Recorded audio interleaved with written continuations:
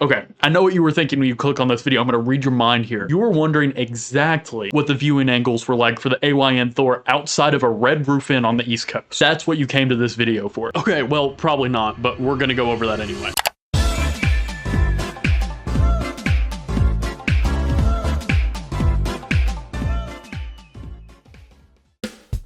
Recently, I went on a small-ish road trip just for about a week, give or take, to the East Coast to go to the beach for spring break. It was hell. We stayed in one of 3 roach motels. We started in one. First one, there were people standing outside of our room trying to get our attention, so we just got a refund, and there were people fighting with the employees outside of the hotel when we got there, so it just wasn't a great place. Second place, there was hair in the bed, not the best place to sleep. So third place, that's where we stayed, and it was this red roof inn right next to the coast. Obviously, I used the AYN Thor throughout this whole thing.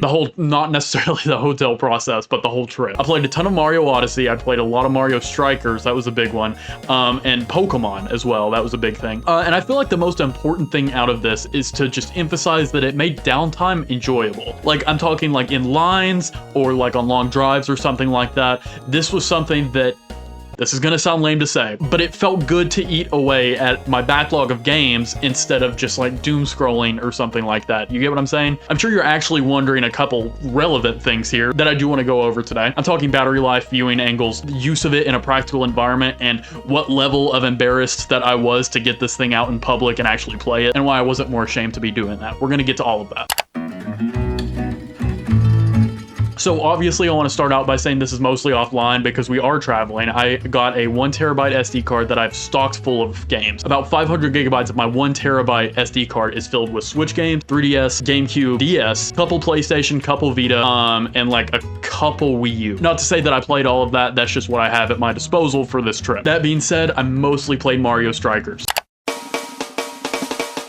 Bro, it's mostly a clamshell device. It fits right in my pocket just fine, right? This isn't something that is massive like the Switch 2 or the Steam Deck. I would say the one con to this is that, especially in the car, this was something that happened, was that it would be in my pocket. I would just get distracted doing something else, like being on my phone or something like that. I'd go to open the door and get out of the car, and then it would fall out of the car and onto the concrete, like when we get parked or something like that. That was a major concern because obviously that falling out of the concrete from this like sizable car, that's not good, right? But durability wise, it seemed okay. It only got a couple scratches on the side of it, like near the triggers and stuff, and so that's my fault. I own up to that. So this was literally no issue at all. The AYN Thor is very, very good about battery life just overall. We were at the beach for about a week. This includes 2 days of driving where I did play it. I feel like a lot. That being said, the several days that I went there, I think I only charged it like once or twice. And that's awesome. There were many days where I didn't even play it at all, but I didn't have to charge it the night before, right? Say I ended playing at like 84% one day, and I put it down, didn't pick it up for the next day, and then I would pick it up and it'd be like at 82 or at 80%. You know, there wasn't much of a loss there. It kept its battery, which is something that AYN Thor does really good as battery conservation. That being said, I will say, only played low power games. This wasn't something where I was booting up a PC game or something like that and it was running at full power the whole time. I was mostly playing like GameCube and stuff like that.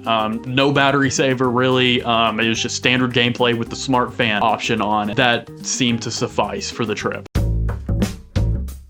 Okay, so this section might be a little flawed just overall. However, I should make it very clear that I wasn't exactly playing heavy-duty games. Again, I wasn't playing like a Breath of the Wild or anything on this trip, especially not in direct sunlight. I think this thing would literally melt in my hand. However, lightweight games like GameCube games or PS2 or Wii or anything below that is more than capable of managing. The console already gets fairly hot kind of easy. A good way to monitor this is using the in-console heat sensor that's built into the bottom screen there that'll tell you the heat and everything like that. And it does get physically hot in the hands every now and then, but it's not necessarily impossible to deal with, and it's not that big of a deal in my opinion. It's never like at risk of exploding either, if that's what you're concerned about. It's never that hot. I'd say if you want to play some higher end games, then just monitor your heat and stuff like that, especially if you're seeing performance dips or anything like that.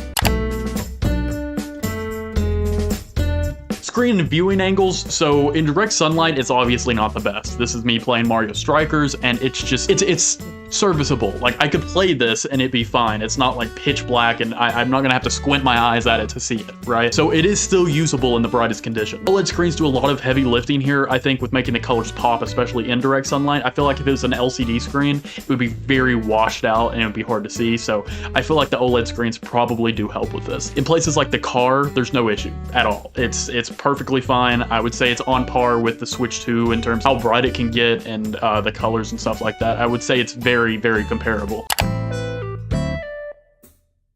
So getting it out in public, I didn't really take this out too much. Like, I kept it in my pocket, sure, but me personally, I'm super paranoid about losing this or having it stolen or something along those lines. So I only had it out whenever I was like in a waiting area or stuff like that. I never took it, like, for example, to the beach or something like that. And I'm also not gonna be lame and take it to the beach. If I brought this out more in public, I would say it's on par with the DS, if not more slick and everything like that, like less tension drawing. Like, it's not super bright, like a bright blue 3DS or anything like that. Someone could just look at that and be like, oh, he's got a one of those Samsung flips or whatever. And I want to say this because in comparison to these other portable consoles, sure, they are portable in some respects, right? I feel like it's weird to just open your backpack, pull out this Steam Deck or something like that, and it's this huge thing. You have to unzip the carrying case.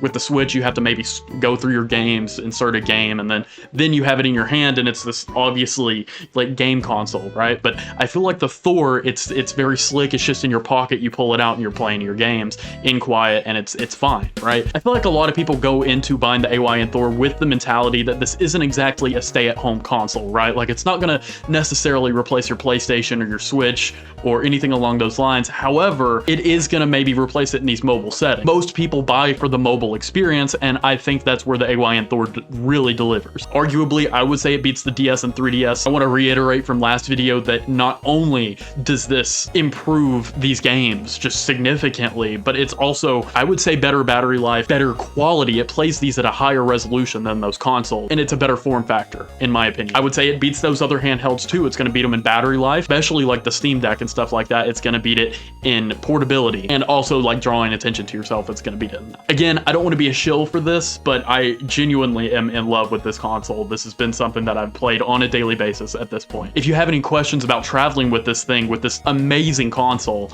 or just questions in general about it, comment it down below. I'm trying to respond to everyone about this in case they have any kind of questions, because I think it's cool when people get these, right? So feel free to discuss in the comments and let me know if I've convinced you one way or the other. Anyways, I'm out.